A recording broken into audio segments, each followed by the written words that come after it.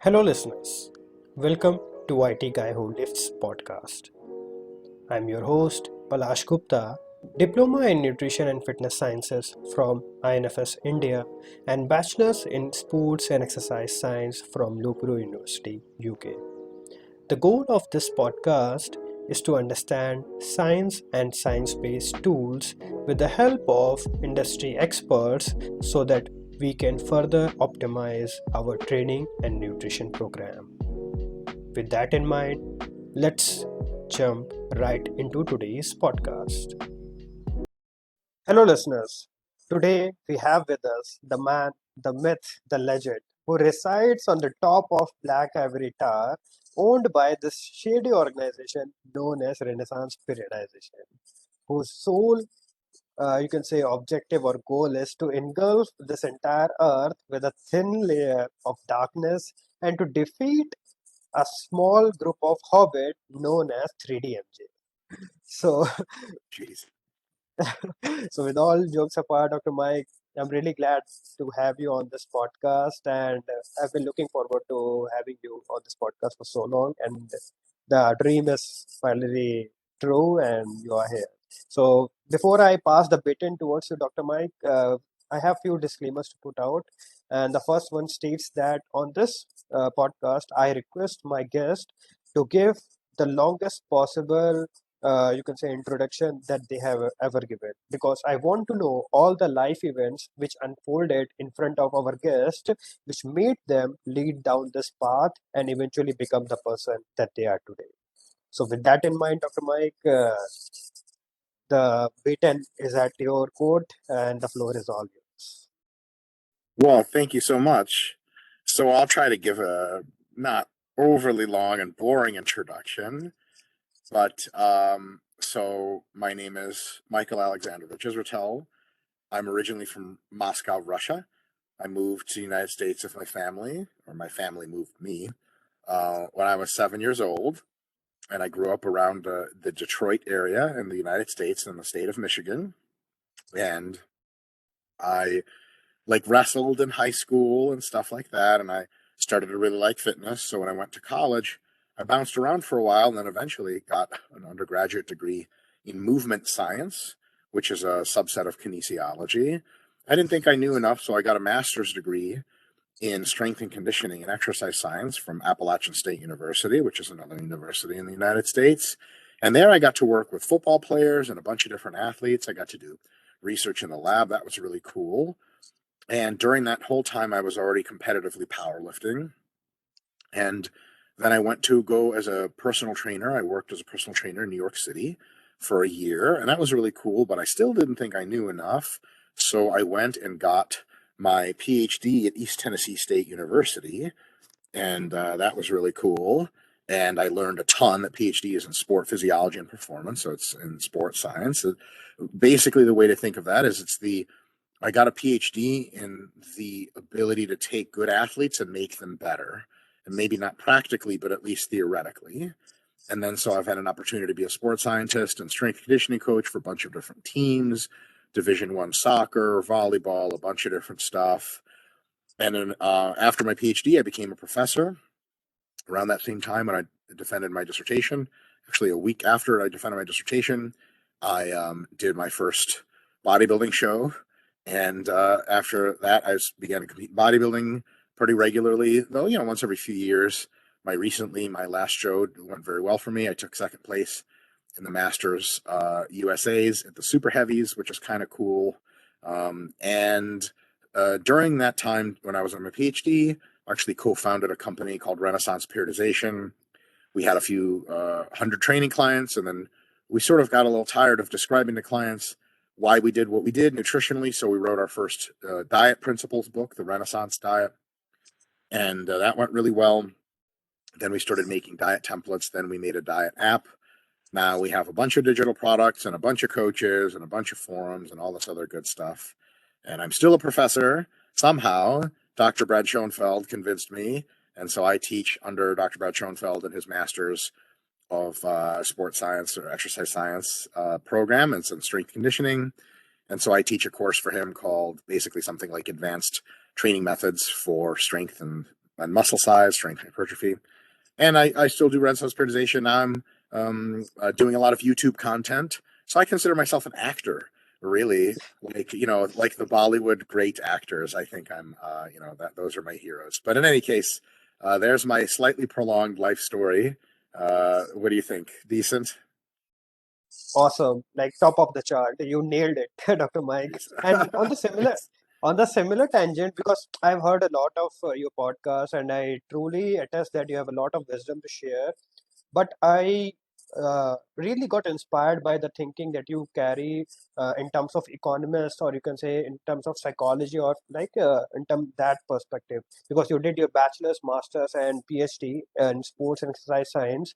So how did that tangent came across? Like, where did you acquire all these like general reasoning capabilities, and was this just serendipitous events that kept on happening with you, or like you had some sort of a goal in mind that's a sport and exercise science, yes, that is the part and parcel, but I am also getting amused by, or I want to get deep skin deep into the psychological part as well, like behavioral economics and psychology.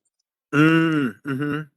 Well, so I was drawn to psychology in part because I guess at the beginning I had attention deficit disorder growing up, and that made me very, very bad at school. And I knew I wasn't supposed to be bad at school. My parents made it pretty clear that if you had one thing to do as a kid, it was to be good at school. And then eventually I got medicated for it. Medication changed my life completely. I'm no longer on the medication because my brain ended up maturing, so where I don't need the medication. But I was seeing a child psychologist in order to get the medication originally and actually be diagnosed with ADD, because I never knew what that was. And I started a pretty long journey, a lifelong journey of introspection, meditation, and the study of psychology at various levels, because I kind of wanted to understand what was going on in the mind. As Yeah, when you're born with, I guess I don't know if it's called learning disability or something, your brain doesn't work 100%. You don't take it for granted, and you realize that your brain is a very potentially sharp and powerful arsenal, or potentially something that can be wasted. And because I didn't take it for granted, because I was already messed up to begin with, as soon as my brain got to working pretty well, I tried to make it work better. So, that took me down that path. And then I think the other thing, so that explains some of the psychology. Another thing that explains my decent knowledge of psychology and sociology is I used to teach courses that were actually relevant in the exercise science field. So I've taught several behavior change courses at the university level when I was at Temple University in Philadelphia, and that required me to know quite a bit of psychology, especially about behavior change. And another thing that I think taught me a lot about psych and sociology is, particularly in fitness, actually, in a lot of other endeavors, but it particularly struck me in fitness that there are so many people out there that comment on why certain people can and do achieve fitness goals, and yeah, some people don't and seemingly can't. And a lot of the people commenting on why, especially psychologically, come from one of two, uh, on average, invalid perspectives. The first perspective, and this is pretty typical in the United States, there are two overrepresented groups for how people think people relate to their fitness journey. Well, one is the people on the political left wing that can't bring themselves to blame a single individual for their own actions. Like, if they watch someone look at a donut on the plate, look at their diet, and they go, who cares, and just eat the donut, they'd be like, well, these are sociocultural factors. It's not their fault. And at some point, you got to question, what is a person's fault? If someone shoots an old lady in the street, they'd be like, well, it's not his fault. Like, okay, but that's not really a powerful explanatory mechanism anymore. When that person tells you it's 100% their fault, and you disagree even with them, it starts to be tough. So it's very difficult to figure out, I suppose, except the difficulties of human psychology, except the fact that a lot of us are pretty flawed, that human motivation yeah, is not perfect, that sometimes people sabotage themselves. That got my interest really peaked, because what I saw in personal training, what I saw in the research literature about motivation and who's at fault for what, was very different than the folks who wanted everything to be politically correct. The other side, you see a lot in the United States, especially, and a lot around the world, comes more from the political right. And these are folks that basically are like, it's all willpower, and the only reason people are fat is because they're lazy. It's like, well, Yeah, don't you think there's some role for genetics, some role for socio-cultural factors? Like if no one in your community cares about fitness and people make fun of you for trying to get fit, isn't your chance of getting fit like lower than it would be if you had a supportive community? Because the people on the left exaggerate how much that's effective, but it's still somewhat. And the people on the right are like, no, it's all on you. It's a willpower problem. And they have a point, but their point doesn't stretch that far. So I had to become pretty adept at psychology and sociology because I had to answer these kinds of questions in class to my students. Like, wasn't it just people aren't yeah, trying? I had to really know what's going on. And then I have other hobbies. Like one of my hobbies is like psychometrics. It's the science of the measurement of human psychological ability, and that's just like really interesting stuff. And so I've kept up with that research for a while. And I'm a big fan of economics and politics and stuff. I just read that in my spare time because I'm a nerd and I don't have any friends. The textbooks always like to hang out; they never say no. brilliant, brilliant. Like it shows that when we are trying to handle a human, yeah, there is obviously a physiology attached to it, but oftentimes even coaches forget that there is a psychology attached to it as well. Like that particular human is carrying a brain. Like it's not an input-output machine. You just cannot give them a particular set of program, whether it's nutritional or training wise, and you can't expect them to execute it to the T, right? It's a human. It's like they have their own way of thinking, and they have their own experiences of doing certain things in a certain way, and that's how like a good coach becomes a better coach the moment he grasps this psychological aspects. Like physiological aspect, yeah, you can read it in your books and everything, but psychological aspects take a lot of time, a lot of wisdom to grasp. Like, correct me if I'm wrong.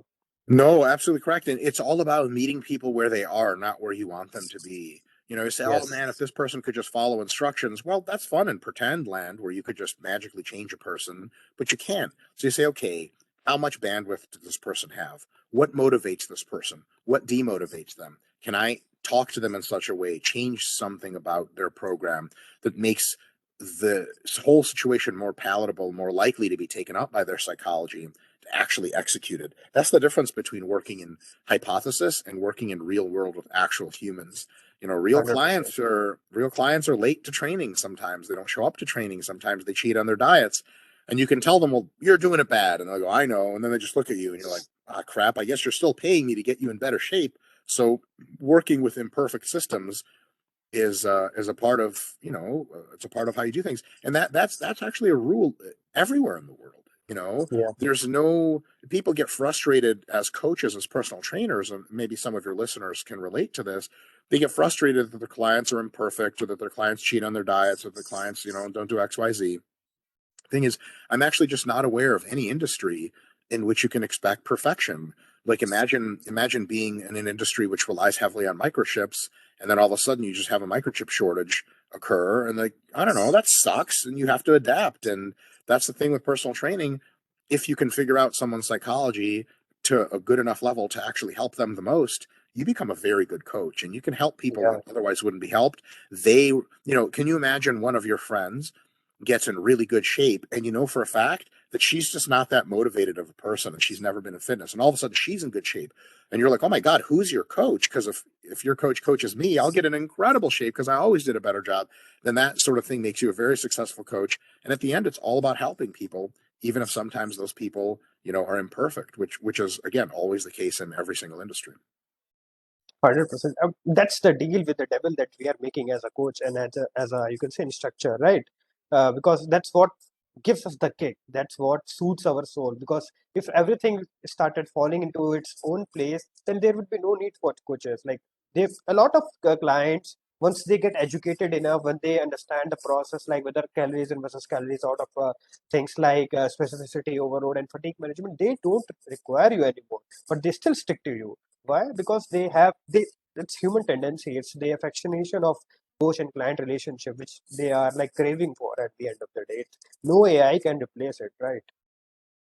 100%. The AI that will replace it is going to be human grade AI, and that will be a true miracle because then we'll all live in paradise with 1,000 servants for $5.99 a month, or some subscription AI service. That'd be awesome. But for now, it's down to the human element, and you can, as a coach, even leverage AI. You can use some apps that help with the decision-making process. But then at the end of the day, 100%. you have to talk like a human being to your clients. And if you pride yourself on not talking like you, because some coaches are like, I'm hardcore. I don't do that wussy psychology stuff. I don't talk to my clients. Like, well, the generation of apps coming next that do pretty good AI, uh, they also don't talk to the client, and they're way cheaper than you. So good luck. And if you talk to your clients, if you meet them where they are, then you can really. And at the end of the day, it's you can just solve people's problems better and help people. Because if you don't like helping people, there are other career opportunities you can have that are not personal coaching, and you'd probably like better. 100%. Brilliantly said and put. Really, really like that entire piece. So, with that in mind, before we deep dive into today's agenda, Dr. Mike, since you have gone through the entire hierarchy of evidences, like you did your bachelor's, master's, and PhD, and nowadays we have seen that a lot of people are, you can say, uh, hopping over this bandwagon of evidence-based practice, whether it comes in terms of nutrition or you can say in terms of training. So, in your terms, across all this time where you have been learning not only practical, like theoretically or even practically, because you have a huge set of experience, and along with the practical and theoretical knowledge, what does evidence-based practice means to you? Yeah, it's a good question. I've answered this question in a few slightly different ways over the years, but I think evidence-based practice is just that, evidence-based. And so there's a couple of different types of evidence used to base your practice. Usually people only think of one, and that's like cited PubMed studies from the last 5 years on a specific topic. But that's not so helpful if you don't know the basic anatomy and physiology and exercise science behind a problem. So I'd say the core of evidence-based practice is, whether you go to school or not, you can learn anatomy, exercise science, exercise physiology, biomechanics, sport physiology, muscle contraction modalities, cardiorespiratory fitness, all this other stuff. That basic knowledge is, of course, evidence based because it's written in textbooks, and those are all referenced with comprehensive literature reviews. So that's really the core, because if you don't know how to contextualize evidence, you won't be able to apply that evidence to training. For example, if you have some, occlusion literature on occluding and hypertrophy, if you don't understand the basic mechanisms involved, you can't even tell if you're occluding properly. Because if Yeah, you're, let's say, not tying the band tight enough, and not feeling the metabolite sequestration, if you didn't know what metabolite sequestration is and how it's supposed to feel, you just read a study in occlusion training, you could be doing it wrong for months and just have no idea and say, well, I'm evidence based. Well, not really, because you have to have a prerequisite knowledge to make a lot of sense, or the most sense of most of these studies. So, first is learn the core basics. Second, after that, is be up to date on the most recent literature on the pertinent topics. And that's not that hard to do, especially if you subscribe to something like the Weightology Review that James Krieger publishes. It keeps you up to date. The folks at Mass, yeah, MASS, they're publishing great volumes of literature. The Strongerbyscience folks stay really on top of literature, and that's all really good stuff. And if you can stay in that, kind of the third part, maybe third and fourth part. So the first part's the basics. Second is literature. The third part is reading about or directly experiencing work with lots of folks yourself. So an evidence-based practitioner has to have a grounding in reality. You can say, well, sets of 5 are better than sets of 10 for this XYZ, but if you've never seen it play out in real life, you could be yeah, under a variety of illusions. For example, you can say, well, sets of 5 grow muscle in the literature just as well as sets of 15. So we should just, if I have a client who's trying to get big and strong, I can just do sets of 5 and they'll get just as big as anyone else. Well, if that client's already very strong, sets of 5 beat up your joints and connective tissues like sets of 15 can't. And it's nothing you would see in the literature because that hasn't been studied on elite athletes yet, or people that are strong. But if you've been around those folks, even if you haven't coached them yourself, if you've just heard stories from other coaches, you'll start to realize, well, actually, if you're really strong, sets of 5 are not really a thing you can do for very long to put on muscle size, because the volumes necessary, the number of sets of 5 you'd have to do, would really mess up your joints and just cut your mesocycle short. So there has to be that experience, either by proxy with lots of people, reading about what high-ranking coaches say, reading about what trainers who have lots of experience with clients say, And then the other one is, of course, working with the same under the same category is working with your own clients. If you work with 10 clients, you know some things that you didn't know if you worked with zero. If you worked with Yeah. 100 clients, you really start to know some things. 1,000 clients, you start to really understand a bunch of the different variations and differences. It's easy to also think this is how you squat, for example. You grab the bar here and you put your feet here. And with 10 clients, you might have one aberrant client that doesn't work for them, but you're like, he's kind of a piece of crap and he's lazy. And maybe it's just like, I don't know, he's just, some people aren't meant to exercise. But if you have 1,000 clients, it turns out 100 of them, maybe 150, don't squat like that. And you've had so many of them that you're like, well, it's clearly not just aberrant. I need to figure out how to adjust the squat. You tell them, no, put your grip here, put your feet here, and it works. And all of a sudden, you only have 5 clients out of 1,000 that really just can't squat, and the rest of them, you're like, ooh, there's a universe of squat techniques that I have to change a little bit for the individual. And you could have read that somewhere, but you really know it if you experienced it. And lastly, I would say like the fourth tier of evidence-based practice is experimenting on yourself. You have to train 100%. hard, and you have to apply the things you're reading. I have policy where if I'm writing programs, I never write programs that the principles of which were not tested by myself on myself. I'm not going to be like, oh yeah, I do this exercise, and they're like, well, what is it? Like, well, I've never tried it. Hopefully, it works for you.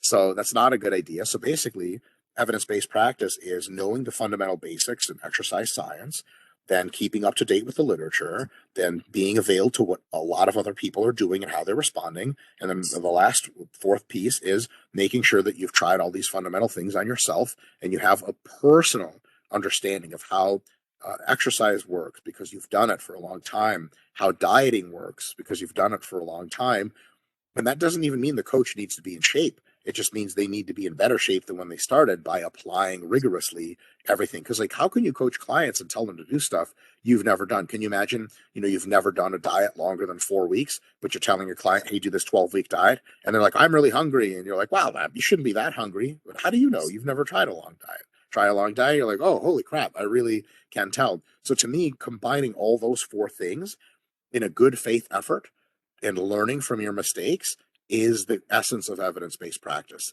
And a lot of people think evidence-based practice is like if you're in an online debate, how many studies, PubMed studies, can you link? That's not what that is. So that's my take on the matter. Brilliant. Again, really, really brilliant set piece. And your this example that you have to walk the walk in order to talk the talk, right?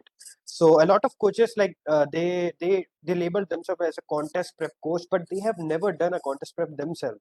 And when their client says that their dick is not getting hard and they are having no boner 6 months in a long deep deficit, they'll be like, oh, it doesn't happen because they have never walked the walk in the first. Like you can be a good coach definitely by reading the textbook, by reading the PubMed and sci-fi, but in order to become a better coach you have to walk the walk at some point of time, right? You have to understand what this process actually means. Like when your client is coming up with that issue, if you have never experienced it yourself, you won't be able to provide a really really good solution. You might be able to provide some sort of a walk around, but it's still a walk around. Like there is no quote unquote good solution if you have never experienced it by yourself, right? Yeah, that's a great point. And the other thing is, what really got me extra motivated to try all this stuff myself.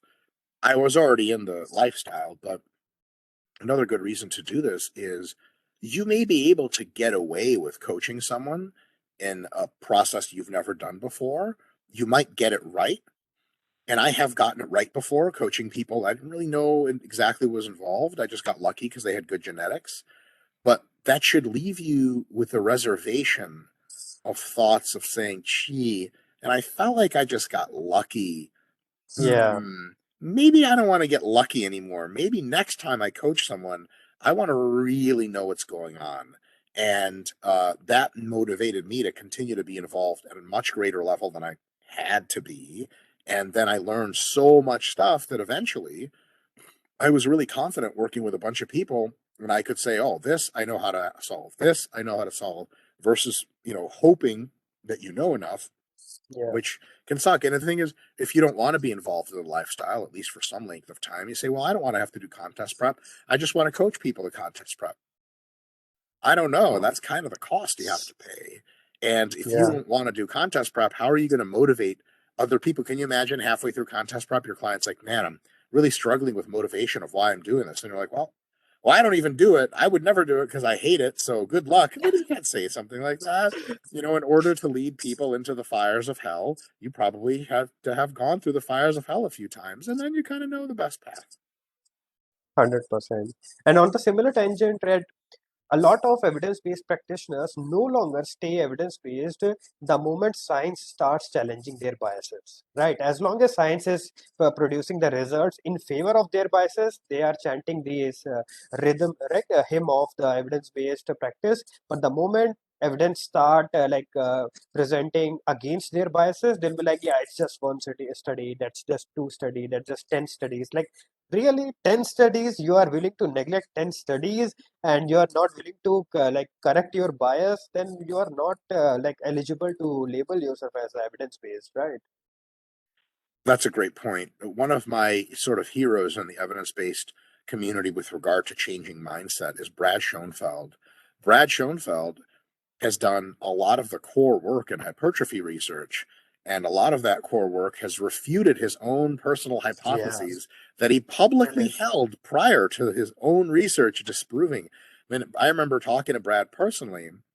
He and I both thought that in almost every condition, 10 to 20 sets per week was going to maximize hypertrophy. And we didn't really think there were going to be any exceptions to that were mounting, a few studies in. And then Brad actually did a restudy of a Brazilian paper where they came to some very strange conclusions, like 40 sets is better than 20. And he did a redo of that study, and he got the same result. And then Yeah, another few studies confirmed that result. And Brad had to write this manuscript like, hey, I was wrong. And actually looks like some cases you could do a lot more volume and benefit. And he was actually accused by a few people of plagiarizing the work, or not plagiarizing, like manufacturing the data and all this other stuff. Which, by the way, like if you accuse someone of that, you have to have some actual evidence for it. It's not just something you yeah, throw around, and they never had that.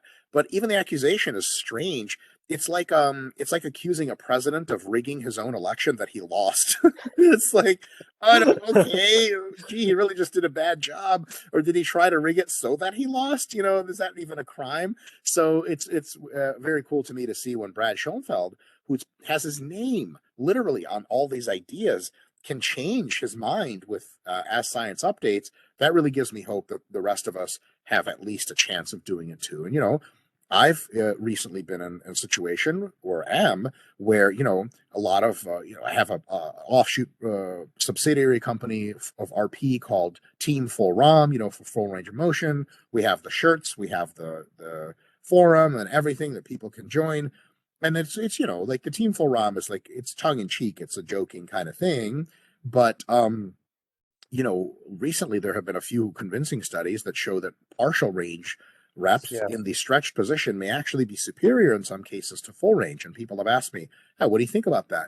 Well, I do need a few more confirmatory studies in order to really start to 100%. shift my mind. But I will tell already, people should be experimenting with this if they'd like in their own training environment and seeing if the stimulus to fatigue ratio proxies, how much pump and burn and tension occur, how much soreness occurs, how little fatigue occurs. They should be trying some deep partials already in their training and seeing if they work. Because if they work, that confirms the research. And then, yeah, there's Team Full ROM is not a full range of motion is not a dogma. It's just on average the best guess of how to train Yeah, best for now. But if in a few years or in a year it becomes obvious that partial range, um, deep stretch partials are superior in some or even all cases to full range of motion, hey, I'll be the guy trying to figure out how to do those best and track them and apply them. The funny thing is that almost nobody does them currently or ever has, because they're the painful, humbling range of motion that you yeah, can't use a lot of weight with. So a lot of people are like, should I use partials? Like, yeah, from the bottom of the squat, halfway up and back down. They're like, but I can only use like 50 kilos. Like, it's going to hurt and it's going to suck and you're going to look weak. And they're like, nah, I'll go full range of motion, or I'll just do partials from the top half so I can lift 150 kilos. But yeah, no matter what our ego says, no matter what ideas we've had before, it's a really, really good idea to just, because at the end of the day, what is it that you want out of this as an evidence-based practitioner? Me, I just have really one thing I want. I want to be correct. I don't like yeah, holding views about the world that are wrong. And if I can be correct, then I don't care. Like, I used to be wrong. Okay, so I did. So now I'm not wrong anymore. Great. Like, there's nothing wrong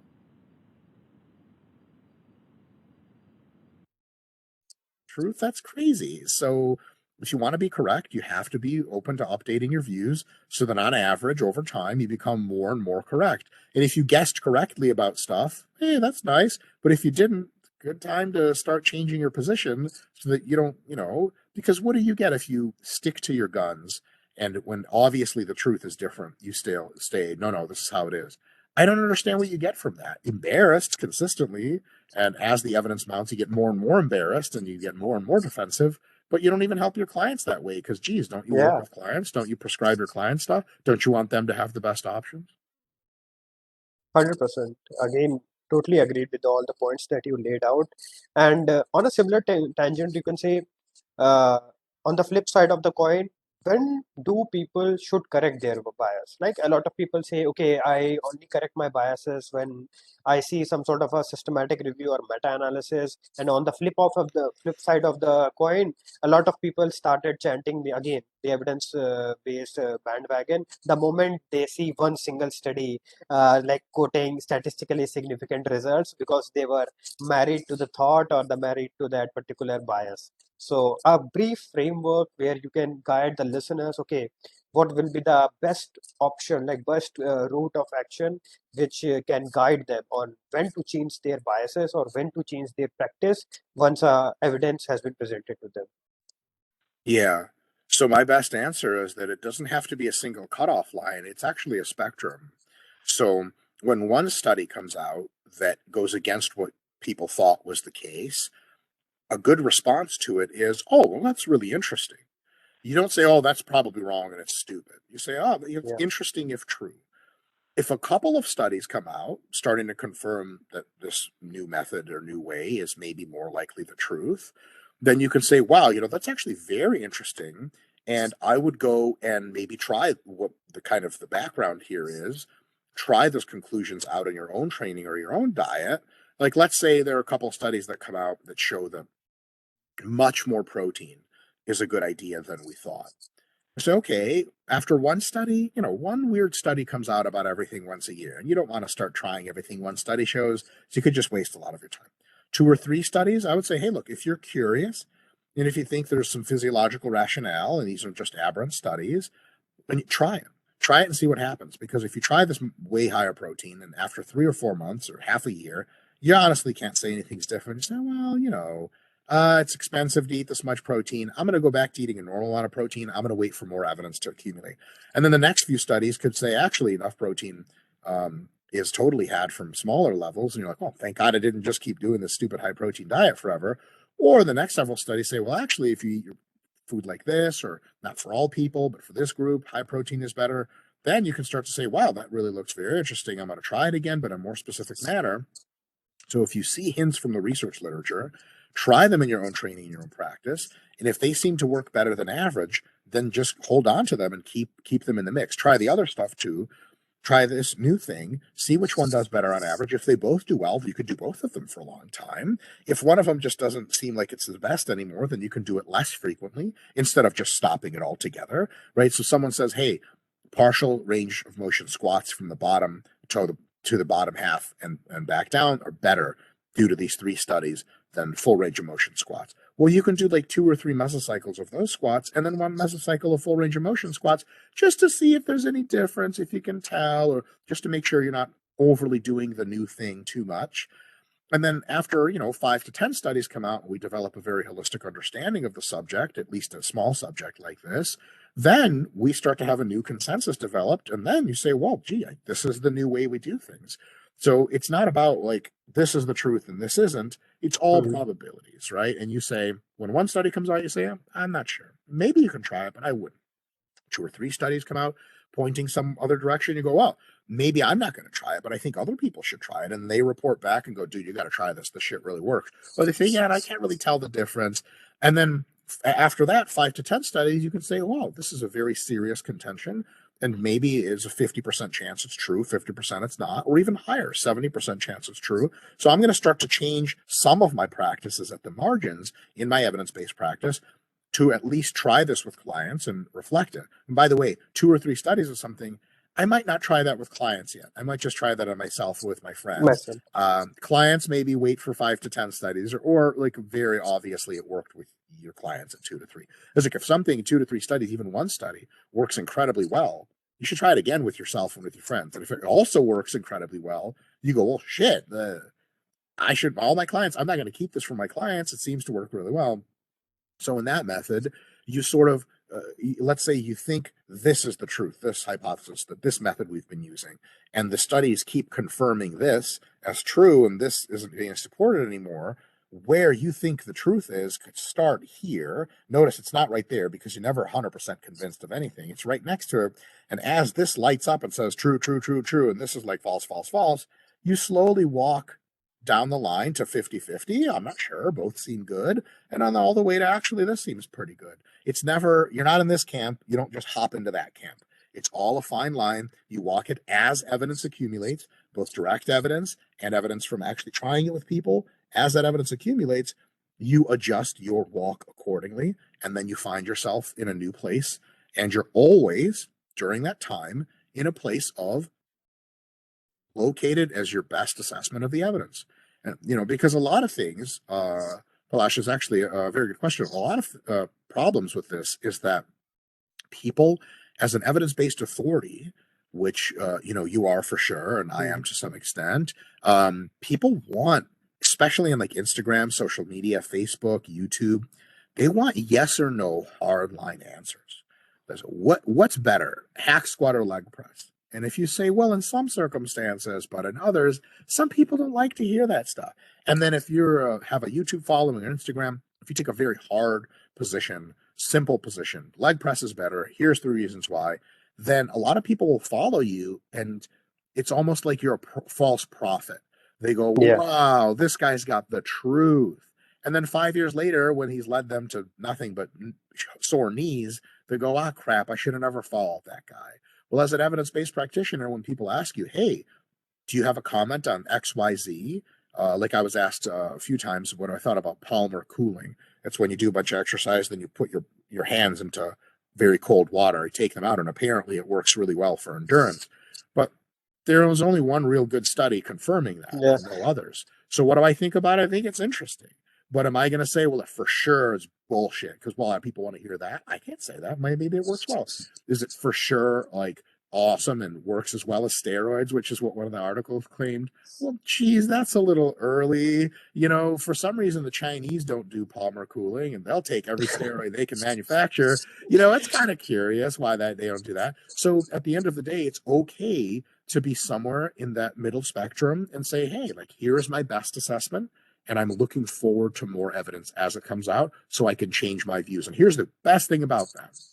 If your clients know that you're always updating your views, they can make sure that you're always on the cutting edge and you're always giving them the best advice. It's like if you're a computer systems engineer and you don't use any modern operating systems, I don't know, man. I'm probably not going to hire you because, like, what the hell? Like, you're out of date all the time. But, Linux version 1 was the best. That's the only thing I use. Like, come on, man. There's got to be some better stuff. But if you're always flexible and always adapting new platforms to use, then I know that you really just want the best results and I'm interested in hiring you, whether that be for computer engineering, personal training, it doesn't matter. I want people that are flexible. Another one really quick, and this is kind of pertinent to the political situation.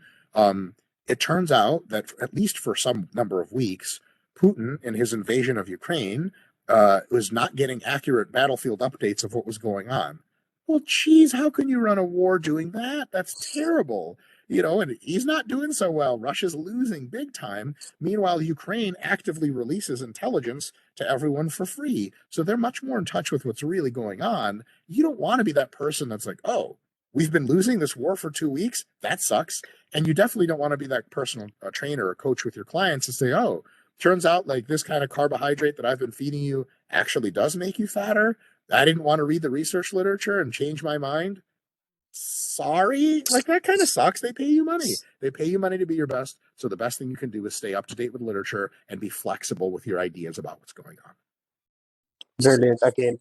I think that's the issue with the science. Like people expect science to give them a black and white answer, but science just gives you the shades of gray, right? You have to pick those shades of gray which works best for you. And there is no single shade of gray as well, right? A lot of clients can maybe like 1.6 gram per kg of body weight for some protein intake, maybe upwards of 4.4, like Jose Antonio have did that study, 4.4. So geez, it's like big shades of gray, and that's a good thing, to be honest. Like it provides us with such a great flexibility, because otherwise like achieving a good physique could have been a distant dream for people who are super busy in their life, right? Which is why in Brad Schoenfeld's like max muscle plan, he literally have 3 days of per week max muscle hypertrophy plan, because science gives you the this kind of a flexibility. Even if you are having just 40 hours, 40 minutes per day for like twice a week, you can still achieve such a great physique that you will be astonished. Maybe if you will be questioning yourself, like if like possibly you could have like invested more time, you could have gotten more out of it, right? So this is such a great thing to think about it. Oh yeah, what you're saying is super common. I think a lot of people who don't even hire coaches or personal trainers actually just think that fitness and being very fit is something that professional fitness people Yeah. exclusively have a purview of. Like they see someone in shape, and actually, my one of my friends, he's from Azerbaijan, which is close to Russia. It's an Asian country, and very old school mentality. And a lot of his parents and relatives and stuff and older folks, when he got in shape for the first time, like much better, he lost a ton of weight, got really lean, got muscular. One of them was like, "Oh, what have you been doing?" And he's like, "Well, I've been working out a couple times a week and cleaning up my diet." And one of the people responded with, "Well, I have a day job, so I can't do stuff like that." He's What? had a day job that entire time. They just assumed he was now professionally into fitness, which is like, come on. So one of the great things about being flexible is understanding that, look, can you win the Mr. Olympia contest training twice a week? No. Can you lose 10 kilos of body fat and look 50 times better and feel 100 times better? Probably. Yeah. And then someone evidence based doesn't have to do this all or nothing stuff, which a lot of people bring in. They say, well, if I'm not going to train 2 hours a day for 6 days a week, it's not worth it. That's not true at all. That's like saying, well, if I can't buy a Lamborghini, I'm not going to get a car. Like, no, there's other cars that will way better than not having a car. So Totally, totally. Like it gives us so much flexibility that people have like lost the sight of what true evidence based, or like what science is there for. Like science is there for your own health, for your own like longevity and everything. So you have to use it at some point. Otherwise, you will be like just prolonging your agony. And at the end of the day, when you'll be like tired and old, you'll be like, I better have like tried that shit at least for once. Like there might have been something good, if like I could have transformed, lived my life in a better way. Like you will be ending your life with nothing but a remorse at the end of the day, right? I remember seeing a client who was a very successful corporate lawyer in New York. She wasn't my client. She was a client of another trainer at a gym in New York City. And she was in her 60s and she was ultra super powerful lawyer. She was unbelievable. Made tons and tons of money. And I watched her have trouble doing 5 sit to stands off of an above parallel box. Like her fifth rep was wobbly with no weight, Palash, no weight. That means that for her to sit out of a chair in a legal meeting takes like is the equivalent of what for you would be like a 4 RM squat. Like do 1 rep of the 4 RM every time you get out of a car, every time you get out of your bed. She was that weak. And it's because she neglected her physical body for 60 years. And then finally she was like, I got to go to a trainer, and the trainer helped her a ton and she got so much out of it. But maybe in the back of her head, she was thinking, fuck, why didn't I do this sooner? Because it's a 100%. big deal. 100%. And that shows like there are two types of thinking. Like first one is frequentist approach, and second one is like Bayesian approach. So I started my like this evidence-based practice with keeping frequentist approach in mind. And the more I like marched upon this journey of evidence-based practice, and like the most I started learning and experimenting, the amount of time that I have corrected my bias I feel like I'm no longer that person, that Palash which started this journey, right? You some point you ascend to the new version of yourself, which you once hated because you were married to so many thoughts, and one by one, like they started getting shattered. Like, yeah, bro, split is the everything. You have to eat just protein and all, like everything. It's almost like that the science is purposefully snatching your identity in the beginning when you started learning and more. And if you are not willing to like open to learning, it's a like opportunity loss, a big time opportunity loss where you could have like gained a lot out of it. Like this version of Palash, if 10 years back version of Palash sees this version of Palash, he would be really really proud that you kept on learning, you kept on correcting your biases, and you had some sort of a like patient voice update or approach. What are your thoughts on that? Like which approach you like? And on top of that, a brief, you can say, understanding of what is a frequentist approach or what is a Bayesian approach for our listeners, if you can. You know, I don't tend to require making those distinctions. I think that the process of executing logical streams of action and thought encompasses like at least 10 different philosophical and epistemological approaches. And it requires the use of all of them intelligently at the same time. And when people label themselves, well, I'm a this or I'm a that, I'm an empiricist, I'm a theorist, I'm a rationalist, you don't have to do any of that. You just have to use your best understanding. And a lot of that doesn't even come, you have to be intelligent and educated to understand how to use logical tools. But by far the biggest impediment is ego and an attachment to Yeah, an earlier version of you having been correct about something. So, for example, let's say that you are really an empiricist and you say, well, unless I see evidence for it, it's not a thing. Now, hold on a sec. You have to understand, if you back up, that the universe exists whether or not you're measuring it. Okay, like if a star blows up in another constellation, we don't have to measure it for it to blow up. That's if you think that's the case, you're a subjectivist. Your whole world doesn't make sense, just full of nonsense. So we know that the universe does stuff that we can't measure. On the other hand, if we've measured something, we know much more about it than if we have to theorize about it. So my approach here is really simple.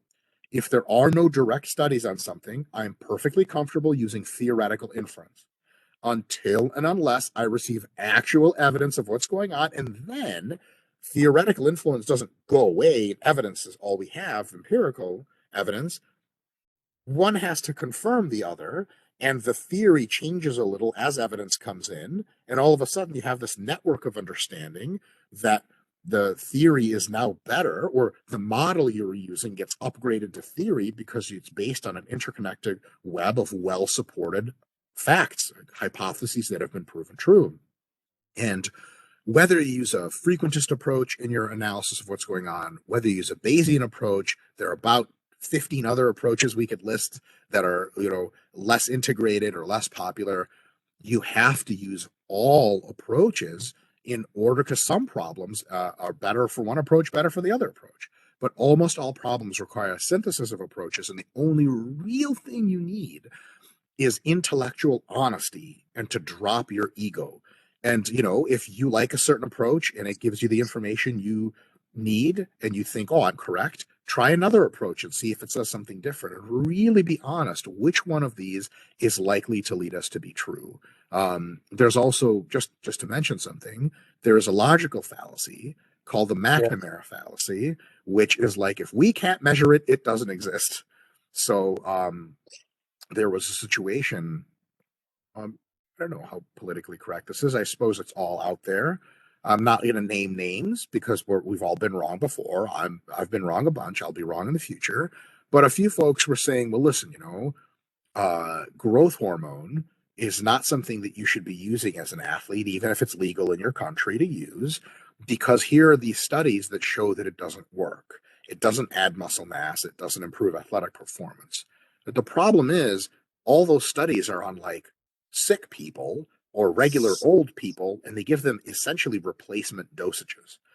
High dose growth hormone And most bodybuilders who've used growth hormone can tell you, yeah, replacement doesn't do anything. It just replaces your old growth hormone. Yeah. Nothing changes. But if you prolong use in concert with other drugs and supplements, and in the context of resistance training, because by the way, none of these people resistance trained in most of these studies. It's crazy, right? Then it's a huge facilitator and it makes your results super better. But if you have apply the McNamara fallacy, you say, well, we've measured and it's not there, so it's not there. It can't be there. But you didn't do the measurement properly and you didn't measure the whole universe of possibilities. You just measured one. So you're literally intentionally blind to the reality. Now, if you remember, here's a really good illustration of evidence based practice. We have theory, which says growth hormone should help you get more jacked. We have empirical evidence, which says it's not, but it's limited.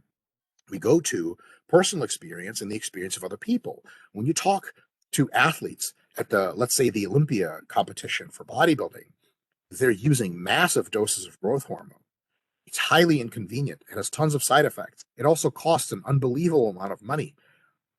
You think all those people are throwing away their money for nothing? I was actually in a forum once on Facebook where it was a bunch of bros that just used drugs and a few pros, high level pros. And one guy like started a thread that was like growth hormone is a super overpriced fat burner. That's what he called it, overpriced fat burner.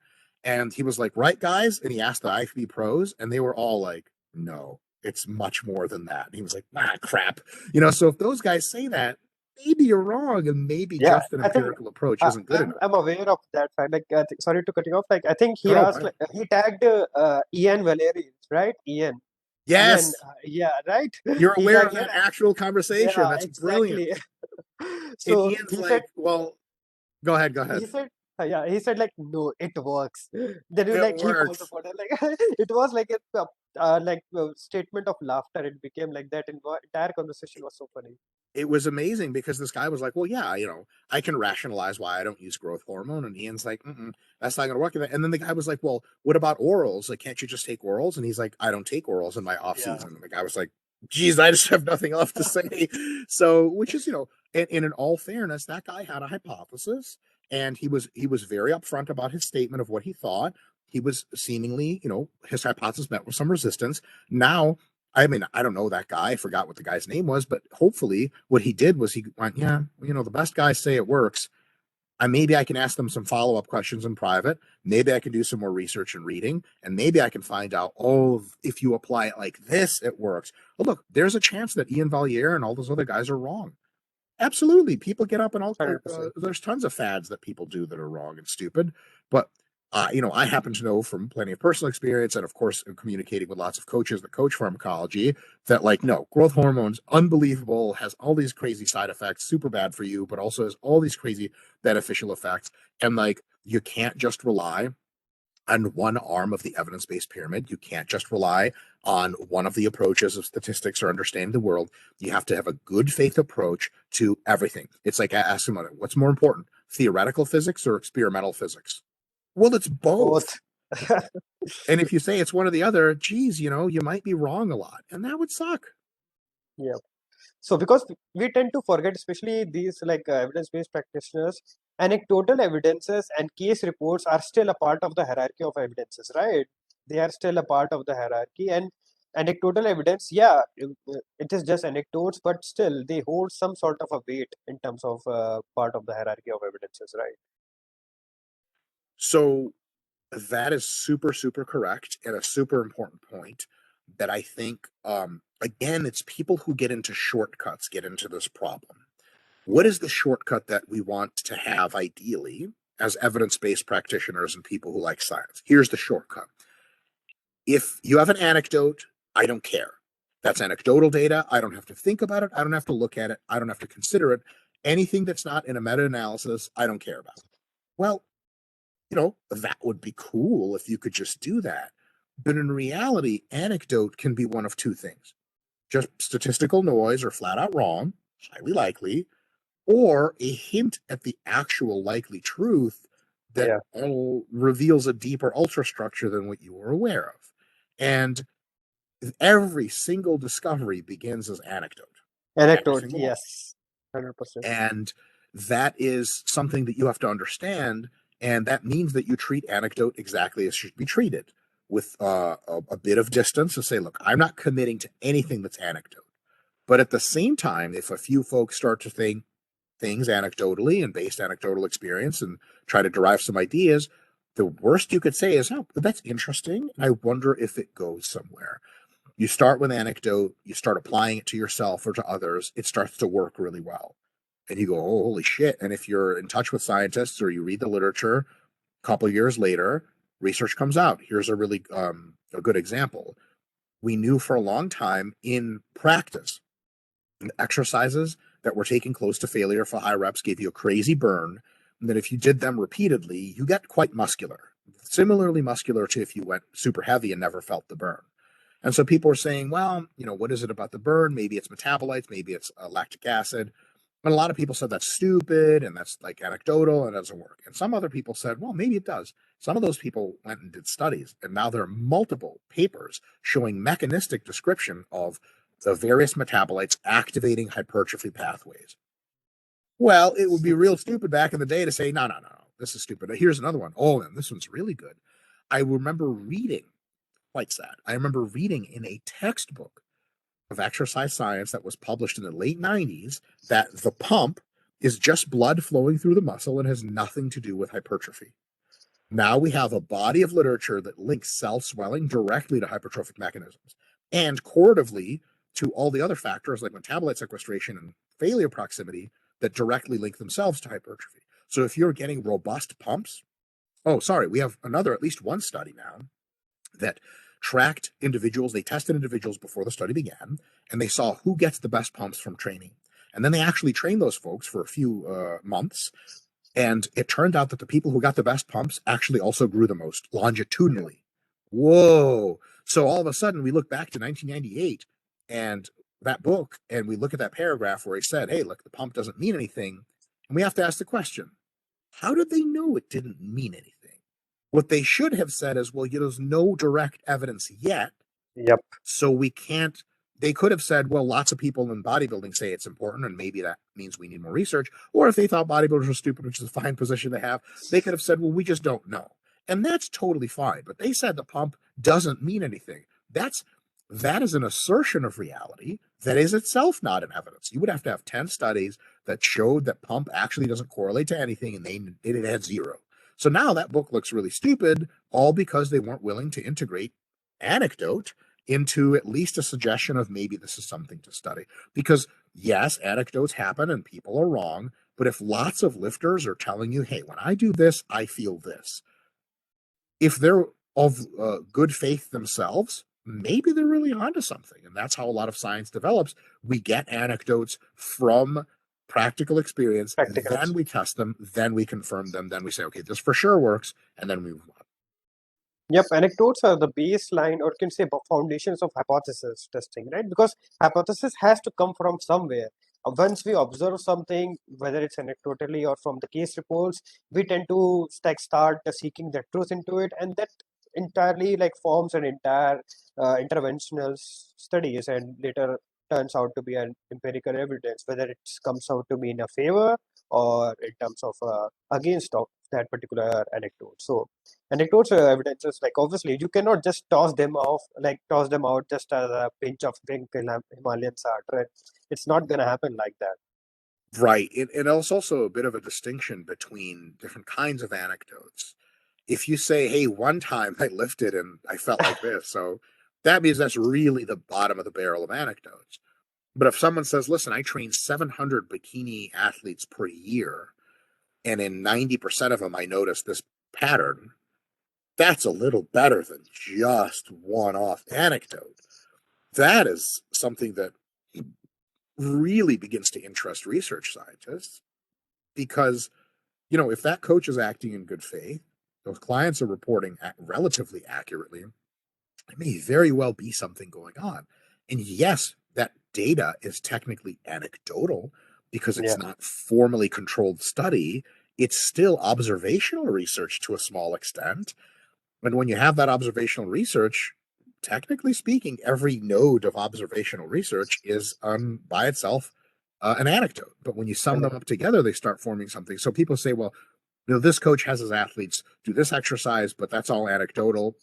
Yeah, but if it's anecdotal off of 150 people's experience, absolutely there's always a chance it's just wrong. But that chance falls a little lower every time more data is collected and more people seem to think the same way. Yep, brilliant. I think we have beaten the evidence-based practice to its death now. And how much time do you still have? About 10 minutes, probably. 10 minutes. Okay, then I think we have to come back again for to actually explore the topic of today's. But anyways, like if you have 10 minutes, then I would rather love to discuss something like more current recent. So on the similar tangent, because you have seen the industry changing and a lot of things have been changing as well, what are the things which still fascinates you in terms of exercise science or nutrition, or what are the things that you are looking out for that might be the like game changer, which you truly want to be a game changer, but still the evidence is not there? Um, I can think of at least two things that excite me considerably. One is research on non-steroidal skeletal muscle anabolic substances. Because currently the most reliable way to hypertrophy a muscle pharmacologically is to use anabolic androgenic steroids and derivatives. They come with tons of side effects and they suck. They're just awful. And they do grow muscle, but they make all kinds of health problems and psychological problems. Everything sucks. There have been at least a few candidate substances recently, some of them monoclonal antibodies, seem to more directly trigger hypertrophy at the skeletal muscular level and don't interfere with a lot of other mechanisms. I'm very curious as to how those substances develop because this could give birth to a new generation of supplements or drugs or whatever you want to call them that, with very low side effects, help people a ton. Because there's kind of this cultural element of people say, well, I want to take steroids. Well, yeah, like a lot of times they're illegal. A lot of times they're rightfully feared because they're very bad for your health. They have tons of side effects.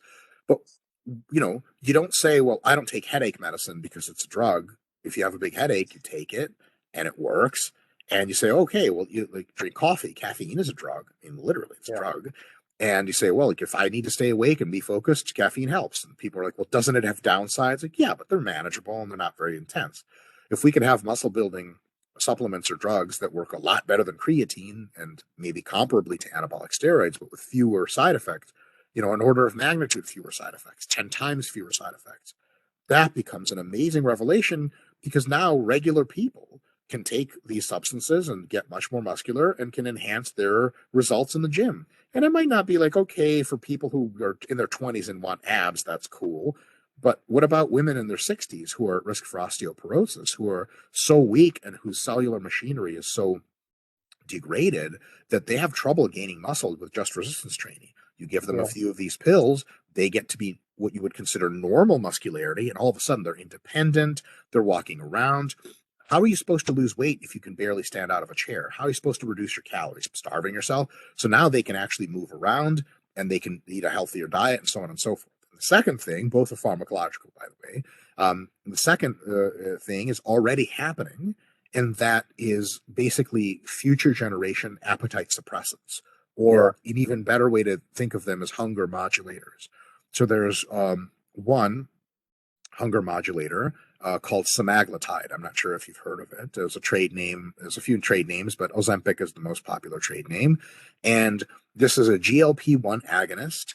It acts on gut hormones, and it's a once weekly injection through the skin. So it's like diabetics take insulin. It's administered the same way. It's almost entirely painless.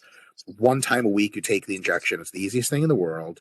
And it reduces your hunger signaling in what I could just describe as a profound way. You just kind of forget that food's a thing you're supposed to be eating. And look, what fraction of people trying to lose fat struggle with appetite? All of them? Everyone.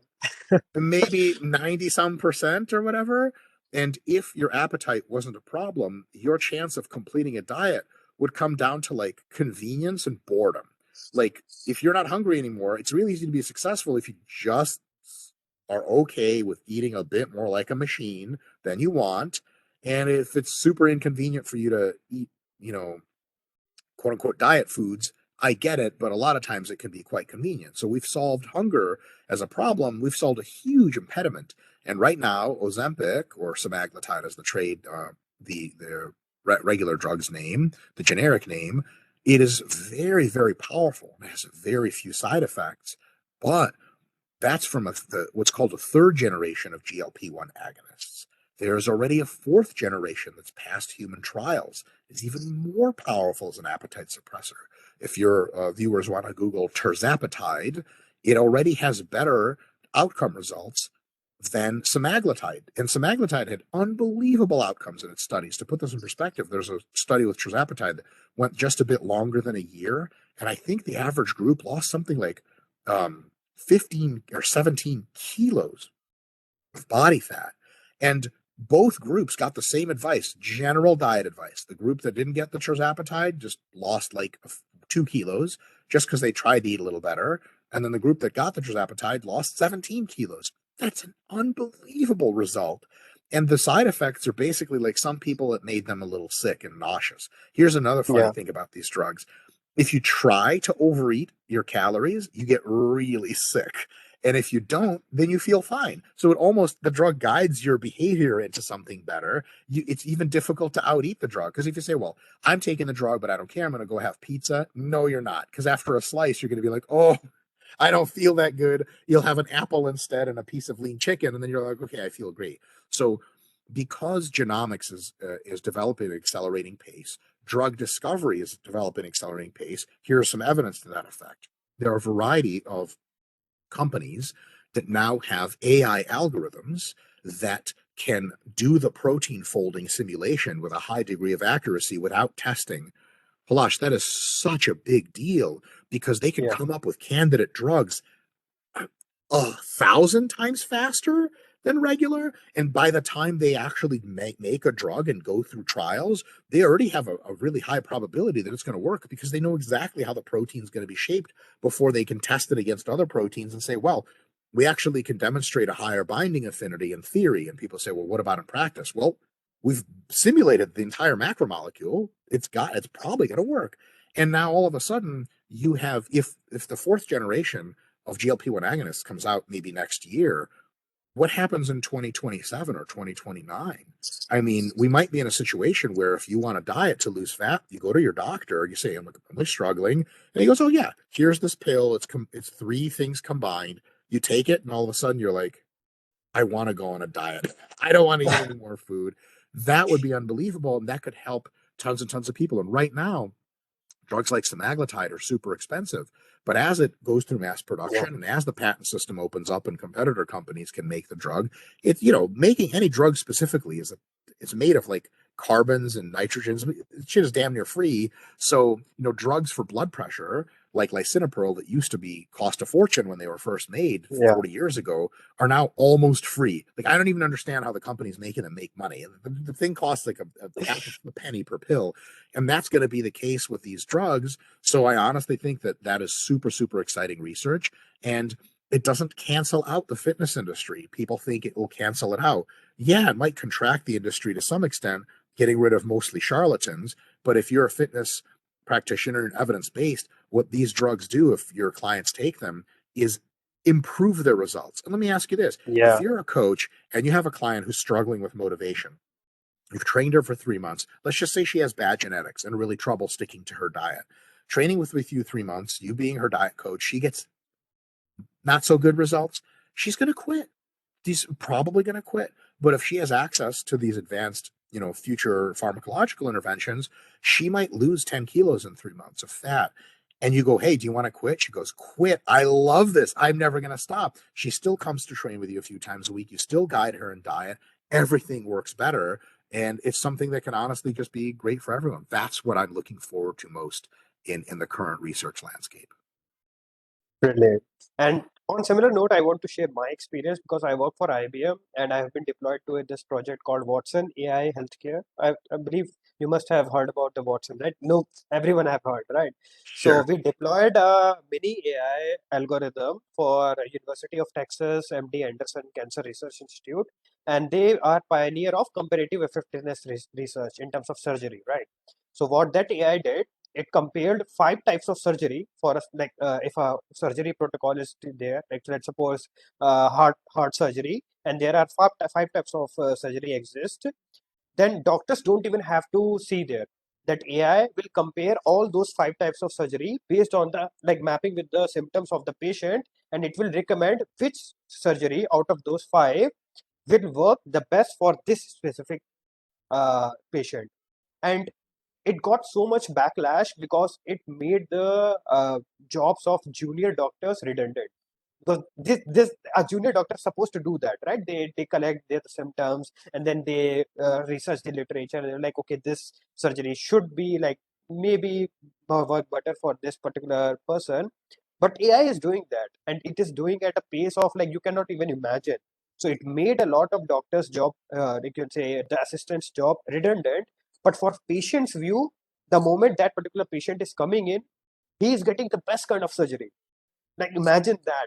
Like this healthcare is for patients, it's not for doctors at the end of the day. Yeah, we are a Yes. lot a lot of assistants are losing their job, but the amount of successful surgeries we are having after we deployed that AI, it's almost like the improvement of 60%.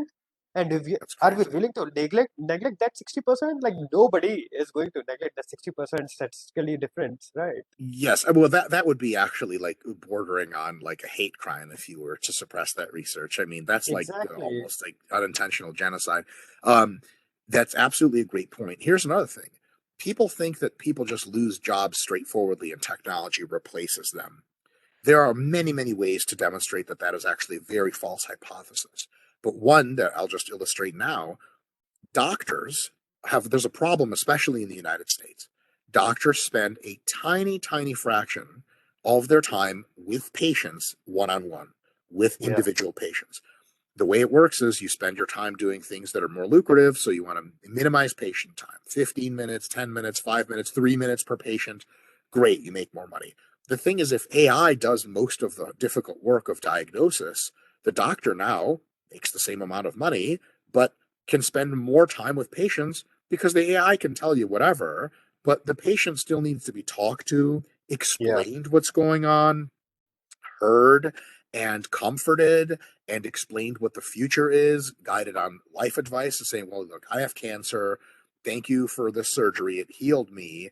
I don't want to get cancer again. What can I do? This AI is not going to answer that question directly, not in a very convincing way anyway. So then that doctor can spend more time with patients. So for a long time, AI actually makes everyone in the profession, on average, just better at their job, and it makes everyone's job more pleasant. AI typically does things we don't want to have to do ourselves. Like, another thing people didn't ask is those junior doctors that look through countless medical records and countless charts and analyze the x-rays to try to come up with the best solution to the problem. Is that fun work? I don't know. It's not particularly Yeah. fun.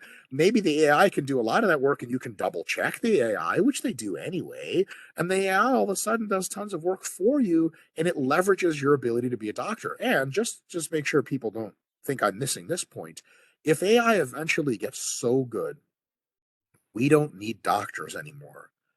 We live in a miracle world where Yes. disease is gone. And oh my God, I would pay unbelievable amounts of money for that world to get here sooner than later. As a matter of fact, Mark Zuckerberg has committed essentially the vast majority of his fortune to trying to end all disease by like 2050 or 2040 or something. I believe him. And people say, well, what are all the doctors going to do for work? Anything else. Anything And else? doctors are smart people. And also, most doctors have been working for a while, have a crap load of money saved up anyway. They could just retire and live the good life.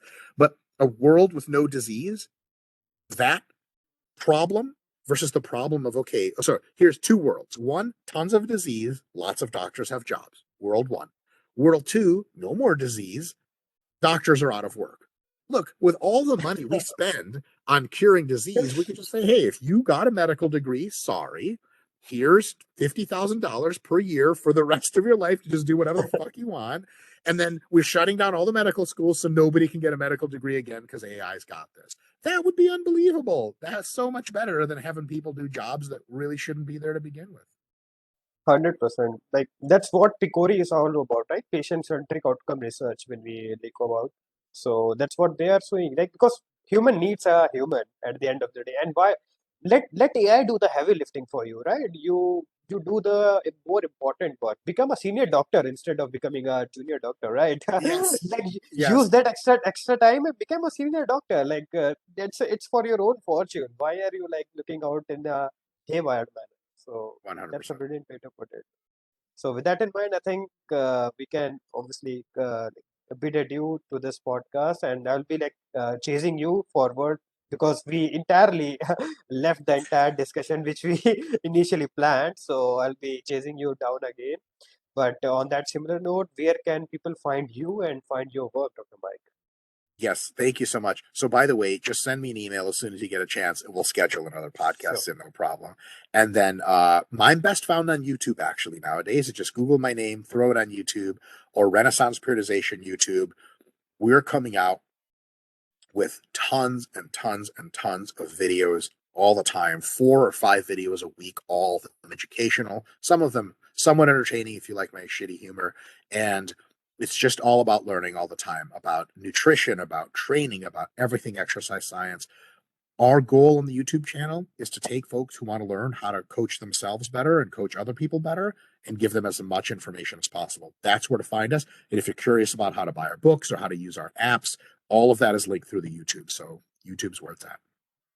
Brilliant. So listeners will find all these details in the show notes, and then we can get hold of Dr. Mike yet another time so that we can finally start our topic of the day.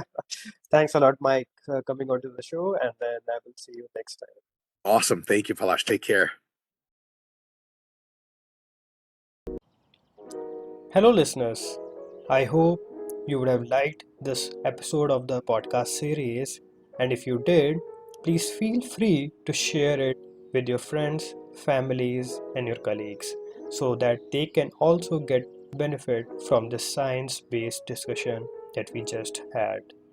With that in mind, this podcast, along with all the episodes, is now available on all the major platforms like Spotify, Apple Podcast, Google Podcast, along with the audio visual media YouTube.